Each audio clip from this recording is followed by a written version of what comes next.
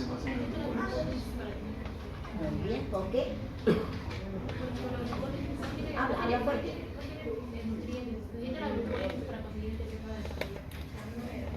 A ver, fuerte. Dile que eso es su colombiano. Quiere decir que sí sabe. A ver. ¿Por qué? Porque es que no tiene mitocondrias. El glóbulo rojo no tiene mitocondrias, no tiene núcleo, ¿sí? Entonces el glóbulo rojo no hace la biosíntesis de proteínas. El glóbulo rojo no tiene mitocondrias, por lo tanto, ¿dónde se realiza el ácido cítrico, el ciclo de Krebs?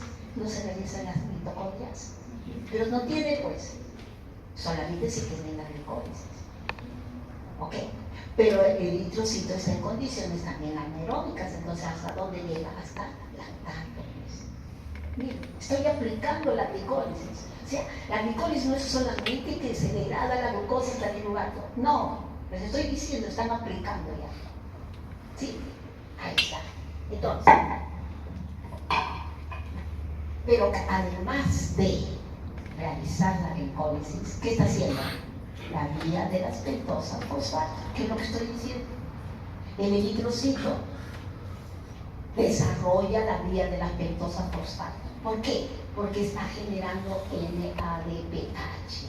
¿Para qué sirve este NADPH? Acá dice, la vía de la pentosa fosfato proporciona NADPH para la reducción del glutatio oxidado, del glutatio oxidado a glutatio reducido, catalizada por la glutatio reductasa.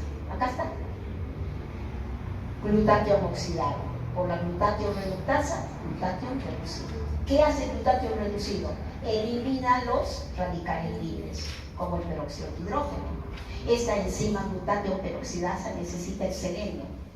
¿Para qué? Para degradar el peróxido en agua y elimina ¿qué? Los radicales libres. ¿Qué ha hecho? Ha protegido de la hemólisis. ¿Sí? Ahí está. Entonces, miren la utilidad de la vía de las pentosas fosfato. Miren, ¿sí? Es el funcionamiento de nuestro organismo. Y no es que yo les estoy pidiendo reacciones ni no, enzimas. Hay razón de estudiar a las enzimas, hay razón por qué estudiar el metabolismo, porque estoy entendiendo lo que está pasando ahí. ¿No? Ahí está. Entonces, la vía de la pentosa fosfato colabora con la glutatio peroxidasa en la protección de los eritrocitos contra la hemólisis. ¿Claro? Entonces, acuérdense que el estrés oxidativo puede ser de diferente naturaleza, ¿no? Por ciertos fármacos, por las infecciones, por el consumo de habas, ¿sí? Vamos a ver, entonces, por el consumo de antipalúdicos. Entonces, ¿qué estamos viendo? Que hay que producir glutatio reducido. ¿Para qué? Para que la glutatio peroxidasa elimine los radicales libres. ¿Sí? Ahora vamos a ver. ¿Qué pasa si no tengo la enzima? Otra aplicación que estoy haciendo. ¿Qué pasa si no tenemos la enzima? No hay, pues, NADPH. ¿Sí? ¿Y qué aparece? Hemólisis. ¿Está? Entonces, a ver. La carencia de glucosa 6-fosfato de hidrogenasa deteriora la capacidad de un eritrocito para formar NADPH, lo que provoca hemólisis.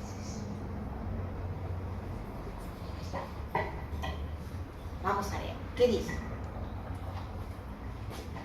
Deficiencia de esta enzima en los glóbulos rojos origina una anemia hemolítica por la falta de NADPH y glutatio reducido. Sin embargo, miren, esta deficiencia de la enzima protege al individuo contra la malaria falciparum, o sea, paludismo, cuyo parásito necesita NADPH y glutatio reducido para su desarrollo. En poblaciones africanas es más frecuente la deficiencia de la enzima y en consecuencia la infección por malaria tiene menos posibilidades de sobrevenir. El déficit de pirofosfato determina, cuando hay déficit de pirofosfato determina, esta enzima tampoco puede trabajar. Y si esta enzima no trabaja, tampoco hay NADPH. Miren, solamente por la deficiencia de una vitamina. Miren la importancia que tienen las coenzimas en el metabolismo. Está diciendo, el déficit de la coenzima hace que la transitoolasa no actúe en pleno rendimiento y como consecuencia produce un síndrome. ¿Cuál es el síndrome de Wernicke y Korsakoff? Que ya lo van a aprender en clínica. El síndrome de Wernicke y Korsakoff es las alteraciones psicológicas que va a tener el paciente. ¿Sí? O sea, que tiene un delirio de persecución, desorientación en el tiempo y el espacio, ve imágenes, ¿no?, irreales, ¿no? Ese es el delirio de persecución, ¿no? Ese es el síndrome de Wernicke. ¿Por qué? Porque está faltando la vitamina B.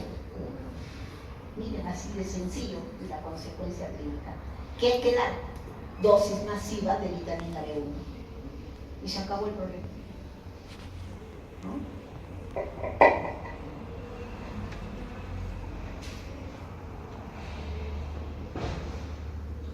Muy bien, para terminar. Esta vía de la pentosa fosfato está interrelacionada, dependiendo de la necesidad de la célula.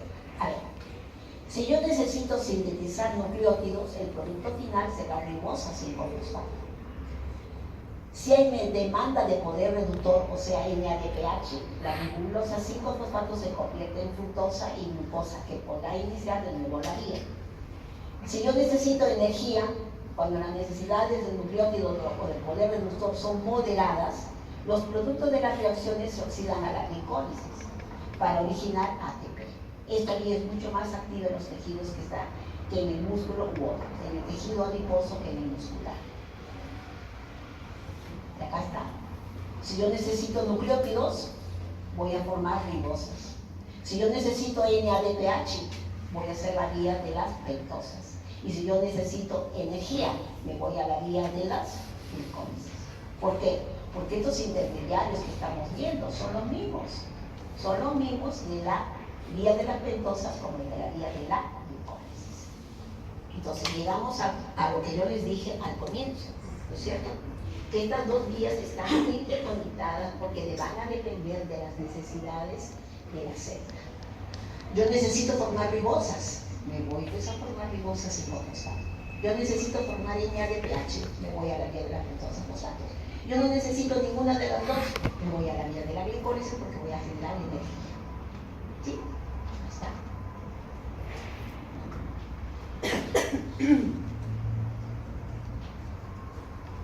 ¿Bien? ¿Suficiente? ¿Está bien? Ahora, ¿qué hemos hecho? Todo este metabolismo que hemos hablado se refiere a la glucosa, ¿sí?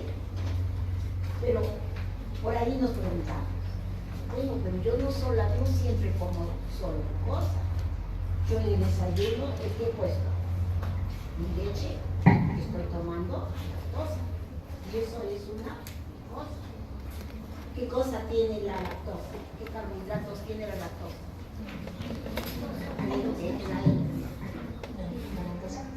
¿Perdón? ¿Pero qué más? Lactosa es un disacárido, ¿sí o sí? Muy bien. Si es un disacárido, ¿cuáles son los carbohidratos que tiene? ¿Ah? Ok, mira, tienen que estudiar, por favor. Mira, no, ya no es posible. No, hacia ella no es la crítica, es en general. No lo tomen que hay algo y galactosa. Muy bien. Entonces la pregunta es, bueno, ¿y qué pasa con la galactosa? Pues solamente la doctora me ha hablado de glucosa, ¿y qué pasa con la galactosa? Usted ha tomado en el desayuno la lechecita y le echa azúcar. ¿Qué hay en el azúcar? Glucosa. Sacarosa. ¿Y qué cosa ha tomado la sacarosa? Glucosa marginal. La pregunta es, ¿y qué pasa con la fructosa? ¿Sí? Y así podemos preguntarnos. Y con los otros monosacáridos que absorbemos, porque se absorben los monosacáridos, ¿qué cosa está pasando? ¿Hay una vía igual que la glucosa? No. ¿Por qué? Porque estos carbohidratos finalmente en el metabolismo se transforman en glucosa. Y la glucosa ya sabe cuáles son las vías metabólicas que hemos aprendido. ¿Sí? Ok, entonces vamos a entrar a eso. Metabolismo de los carbohidratos que no son glucosa, para entender cómo ingresan finalmente a formar el metabolismo de la glucosa. ¿Ya? A ver.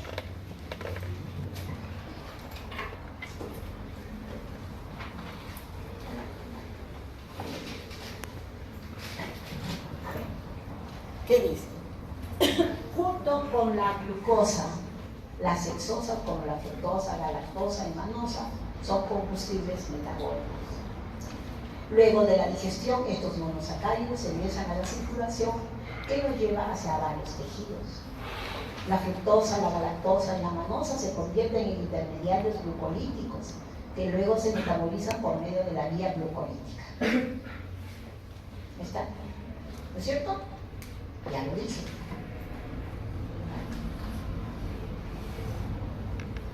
Vamos a ver. Metabolismo de la galactosa. Ya lo dijo su compañera. Proviene de la hidrólisis de la lactosa a nivel intestinal. En el hígado se convierte en glucosa. Primer concepto. En el hígado se convierte en glucosa. Y ya yo sé cómo es el metabolismo de la glucosa. Pero muy bien, pero la galactosa, ¿para qué sirve? Es importante, claro. Primero que nos va a permitir sintetizar lactosa en la glándula mamaria cuando está en actividad. ¿Qué más? Los cerebrócidos, los gangliósidos, cuando han estudiado esfingolípidos, ¿no han visto que los lípidos cerebrales tienen galactosa? Ahí está. Síntesis de glucolípidos que forman parte de los cerebrócidos. Síntesis de glucoproteínas. ¿Qué son las glucoproteínas? Glucosa unidas a las proteínas, pero dentro de esos carbohidratos está la galactosa. ¿No? Muy bien. E inclusive la galactosa forma parte de las membranas celulares como parte de los carbohidratos. Las membranas celulares no solamente tienen las bicapas lipídicas, también hay carbohidratos, ¿no es cierto? Entonces los carbohidratos, la galactosa, entonces es importante. Pues, miren cómo está funcionando. Pero tenemos que aprender su metabolismo. Vamos a ver. ¿Cómo es su metabolismo? También tiene su enzima y tiene sus productos. Vamos a ver. La galactosa tiene su enzima que se llama galactosinasa. ¿Qué hace? Lo fosforila en el carbón 1, por eso se llama galactosa 1-fosfato. Pero esta galactosa, miren, va a llegar y va a producir finalmente glucosa. ¿Sí? Va a producir finalmente glucosa u otros caminos de almacenamiento, como vamos a ver. A ver, esta galactosa 1-fosfato, ¿qué hace? Interactúa con la UDP glucosa. ¿Qué cosa es la UDP glucosa? Es la uridina difosforilada y la glucosa. Por eso se llama UDP, uridina difosfo, glucosa. El nombre está clarito. Y hay una enzima que se llama galactosa 1-fosfato uridinotransferasa. ¿Qué hace? Interconvierte la galactosa en UDP galactosa. Y acá está UDP galactosa. Y la glucosa forma glucosa 1-fosfato. Acá está. Y ustedes saben que la glucosa 1-fosfato luego pasa a glucosa 6. Y la glucosa 6 a la glucólisis. ¿Sí? Muy bien. Ya ustedes vayan pensando. Si el metabolismo de la galactosa no se produce y no hay glucosa, puedo tener episodios de hipoglucemia, porque no está entrando, pues, ¿no es cierto? Muy bien. Pero ¿qué sucede? Esta UDP galactosa nuevamente se puede convertir en UDP glucosa, porque tenemos una enzima que se llama epimerasa.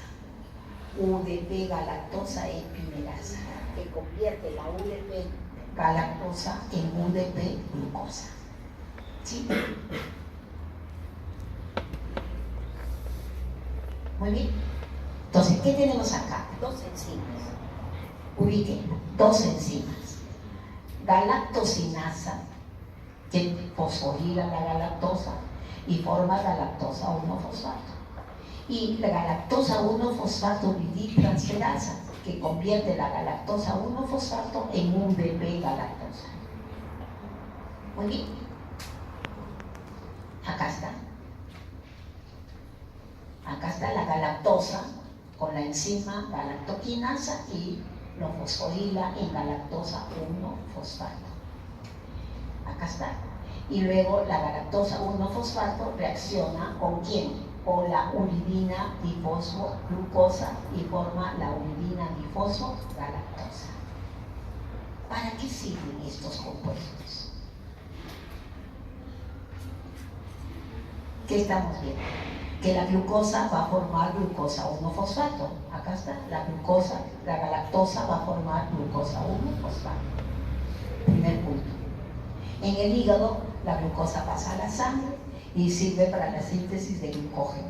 A ver, esta glucosa va a pasar a la sangre y esta ruta va a pasar a la síntesis de glucógeno, como vamos a ver. Esta UDP glucosa, acuérdense cuando hemos hecho el metabolismo del glucógeno, había la UDP glucosa. Y la UDP glucosa sirve para sintetizar el glucógeno. Por eso dice acá, síntesis de glucógeno. Muy bien. En otros tejidos, ¿qué hace la glicólisis? Produce piruvato y ciclo de Krebs y da energía. ¿Y qué pasa con la UDP galactosa? ¿Qué pasa con este compuesto? Sirve para sintetizar glucoproteínas y lactosa. Glucoproteínas y lactosa.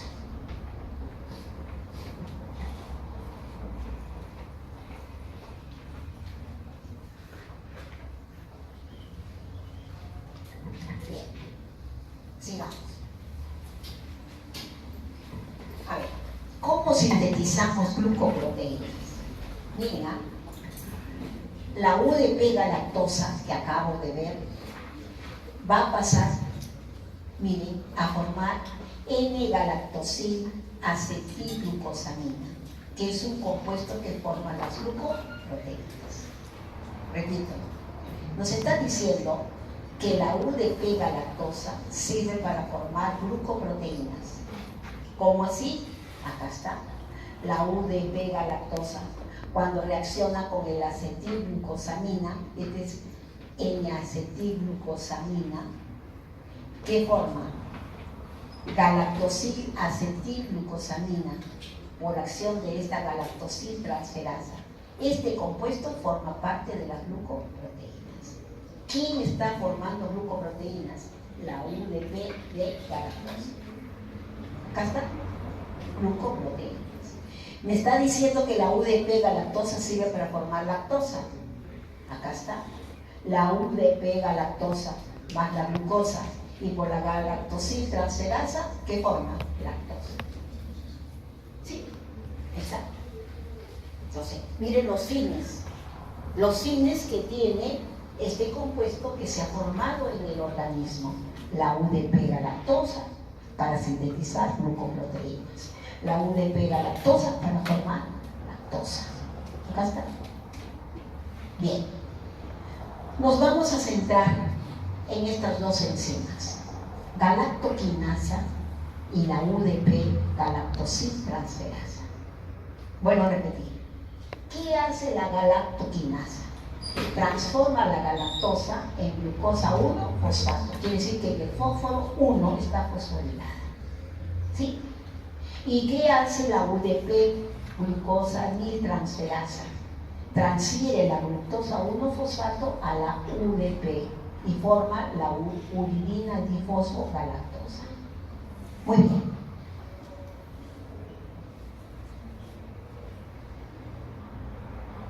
Y acá está. La galactosa con la galactoquinasa forma la galactosa 1-fosfato con mayor amplitud. Y esta uridiltransferasa, por reacción de la UDP, va a formar que UDP galactosa. Y acá está, la UDP galactosa. Acá está la uridina, los dos fósforos unidos a la glucosa.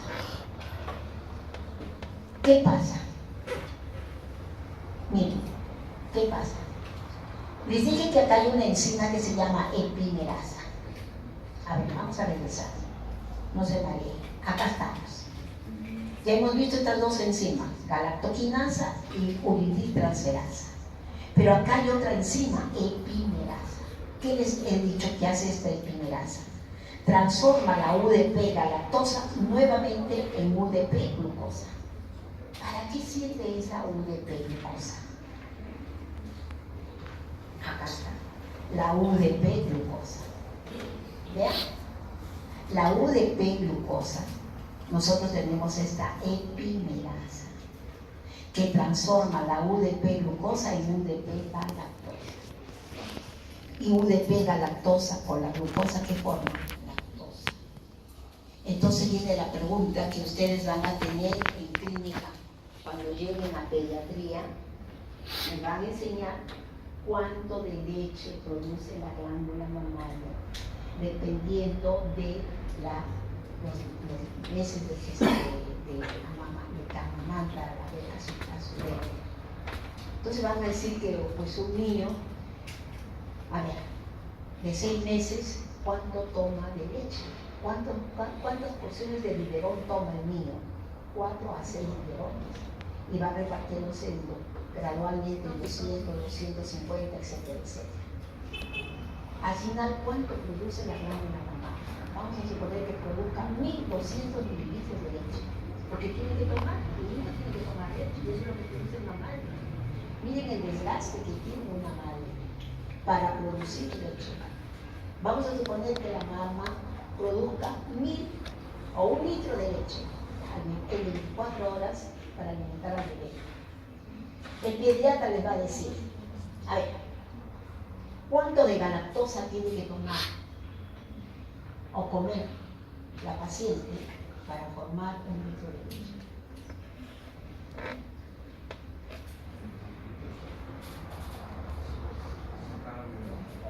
¿No? ¿Cuántos gramos de galactosa tiene que comer la mamá para formar 1 litro de leche? Ustedes saben que la leche lactosa, ¿cuánto tengo que tener de glucosa y cuánto tengo que tener de galactosa para formar lactosa? ¿No les parece que es 50% de uno y 50% del otro? 50% de glucosa y 50% de galactosa. Entonces ustedes le dicen al asistente, al médico que está al pie de la cama del bebé, señor, la paciente debe comer 50 gramos de glucosa y 50 gramos de galactosa. ¿Para qué? Para que forme una lactosa, ¿no? Eso es lo lógico, ¿no es cierto? Pero no es así. No es así. Miren, ¿por qué? Porque acá tenemos esta enzima, epimerasa. ¿Qué hace la epimerasa? Transforma la glucosa en galactosa. Yo no necesito comer galactosa. ¿Por qué? Porque esta enzima la produce. ¿Y de dónde viene la UDP glucosa? ¿No viene de los carbohidratos? ¿No viene de los carbohidratos? Acá está pues, glucosa de la alimentación. Por toda esta vía que hemos visto de glucólisis y de vía de la vía del amidón, hemos visto que tenemos UDP glucosa. Por esta epimerasa se transforma en UDP galactosa. UDP galactosa que acabamos de ver sirve para formar lactosa. ¿Cómo? Cuando la galactosa se une a la glucosa por esta enzima. Pero yo les pregunto, ¿cuándo hay que comer de galactosa? Nada. ¿Por qué? Porque la glucosa se transforma en galactosa, porque tenemos esta enzima que se llama epimerasa. Esa es la respuesta que ustedes tienen que dar a su asistente. Ah, ¿de dónde vienes? ¿Qué universidad vienes? Esa es la pregunta. Pero también cuando decimos lo contrario, dicen, oye, ¿de qué universidad vienes? Son situaciones diferentes, ¿no es cierto?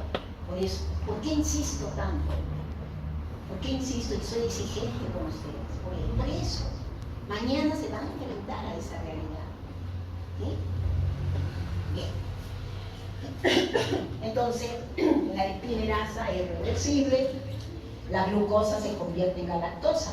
Por lo tanto, la galactosa preformada no es esencial en la dieta. Por eso dice eso. ¿Sí? Correcto.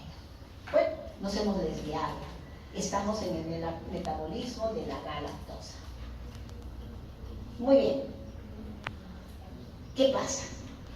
Cuando estas enzimas no existen, va a aparecer también enfermedades, ¿cierto? La galactosa no se puede metabolizar. Entonces, ¿cuáles son las dos enzimas? La galactoquinasa. ¿Qué pasa si el niño, desde cuando nace, no puede alimentarse? Vomita y vomita o se va a diarreas y diarreas. ¿Por qué? Porque la leche tiene la lactosa y no la puede, ¿no es cierto?, utilizar la galactosa. Entonces, ¿qué hace? Vomita, ¿sí? O diarreas. El organismo bota lo que no necesita. Nosotros somos así. Es una reacción de defensa. Botamos aquello que no nos cae bien. Entonces, miren, hay una deficiencia de la galactoquinasa. Si esta enzima que está acá con naranja no existe, no la trae el niño, produce una enfermedad que se llama galactosemia no clásica. Como esta enzima no puede desdoblar la galactosa en galactosa 1-fosfato, en el organismo se acumula galactosa. Por lo tanto, nosotros vamos a tener galactosa en los tejidos, en la sangre, en la orina. ¿Sí? Muy bien. ¿Cuál es la otra enzima? UDP galactosa uridiltransferasa. Cuando esta enzima no existe o el niño nace con déficit de esta enzima, va a producir otra enfermedad que se llama la galactosemia clásica. Muy bien, como esta no se puede desdoblar la galactosa 1-fosfato en UDP galactosa, ¿qué se acumula? Galactosa 1-fosfato. Entonces, acumula galactosa 1-fosfato en los tejidos y va a aparecer galactosa en la sangre y en la orina. ¿Sí? Finalmente, puede aparecer cataratas. ¿Por qué? Vamos a ver por qué. Entonces, vamos por la primera. Déficit de la galactoquinasa, la primera enzima. ¿Qué hemos dicho? Esta enzima fosforila la galactosa en galactosa 1-fosfato. Pero no existe, pues. Por lo tanto, si no existe, se acumula galactosa. ¿Sí? Eso es la ruta que se está produciendo. La deficiencia de esta enzima es un trastorno autosómico recesivo. Causa galactosemia y galactosuria. Causa acumulación de galactitol. Galactitol elevado puede causar cataratas y tratamiento que hay que hacer con estos pacientes, restricción dietaria. ¿Qué se puede hacer? Si no tiene la enzima, la única acción que puede hacer el médico es quitarle el sustrato. Hay que quitarle la galactosa. Por lo tanto, esos niños no pueden tomar leche, pues. No pueden tomar leche. Hay que darle un sustituto. O leche que ya han quitado la galactosa. ¿Sí? ¿Está? Muy bien.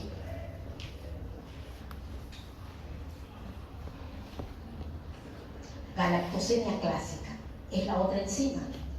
Galactosa 1-fosfato uridiltransferasa. ¿Qué hace esta enzima? Transforma la galactosa 1-fosfato en UDP galactosa. Pero no hay por enzima, por lo tanto el sustrato se acumula. ¿Y qué tenemos? Galactosa 1-fosfato incrementada. Acá dice, la galactosemia clásica es una carencia de galactosa 1-fosfato uridiltransferasa. Acá está. Trastorno autosómico recesivo. Causa galactosemia, galactosuria, vómitos, diarreas e ictericia. Acumulación de galactosa 1-fosfato y galactitol en tejido nervioso, en el cristalino, en el hígado, en el riñón. Causa daño hepático, retraso mental, cataratas. Diagnóstico rápido es necesario y eliminar el sustrato. Nadie quiere una población de niños con deterioro mental, ¿verdad? ¿Para qué queremos niños con retraso mental? Si nosotros insistimos en darle la galactosa que no la puede metabolizar, el producto galactosa 1-fosfato se acumula en los tejidos y produce daños irreversibles, como en el cerebro. ¿Sí? Entonces, ¿qué hay que hacer? Antes de darle de alta a la mamá, hacer un diagnóstico de la enzima. Si el niño no trae la enzima, la prescripción médica es retirar todo producto que tenga galactosa. ¿Sí? Está.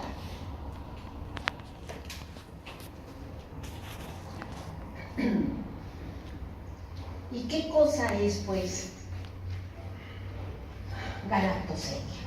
Los individuos acumulan galactosa 1-fosfato y por siguiente galactosa en las células, desviándose la galactosa acumulada en la producción de galactitol. A ver, ¿qué cosa es el galactitol? A ver, escuchen. ¿Qué hemos dicho? En la etiopatogenia, cuando se acumula la galactosa, sufre la acción de una enzima, aldosa reductasa. ¿Y qué produce? Galactitol. ¿Y qué cosa es el galactitol? Es la galactosa que se ha transformado en alcohol. Es esto, galactitol, ¿sí? Es un alcohol. Y este galactitol es impermeable a la membrana ocular. Se acumula en la retina, se acumula en el cristalino. ¿Y qué produce? Cataratas. Y no es el único, también la glucosa, el mecanismo de la aparición de cataratas en el sujeto diabético es porque se transforma en alcoholes. Y el alcohol es impermeable. Entonces, ¿qué pasa? Galactosemia, caracterizada, que va a producir daño cerebral, cataratas, ictericia, hígado grande, lesión renal. ¿Ve? Si se le da leche a un lactante galactosémico, los azúcares de la leche no metabolizan ni se acumulan y causarán daño al hígado, a los ojos, a los riñones, al cerebro.